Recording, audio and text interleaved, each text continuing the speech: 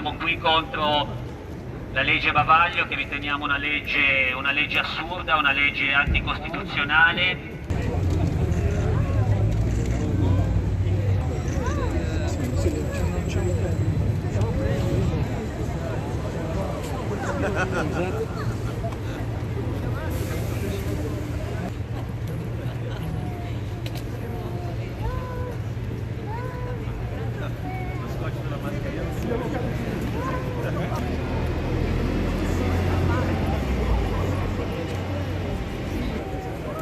Vado avanti, posso?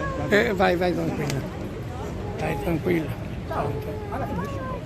Il gruppo cronisti che hanno organizzato questa giornata di protesta. Guardate, io ne ho visto tante mobilitazioni, però arrivare a Genova perché i cittadini devono capire che quello che leggono è la verità, è un articolo onesto, è un articolo che ha in mano. Genova è stata la prima città a mobilitarsi contro i bavagli, è una città importante in cui la mobilitazione ha visto subito coinvolti tutti i giornalisti, il gruppo cronisti, l'associazione Ligure dei giornalisti, l'ordine.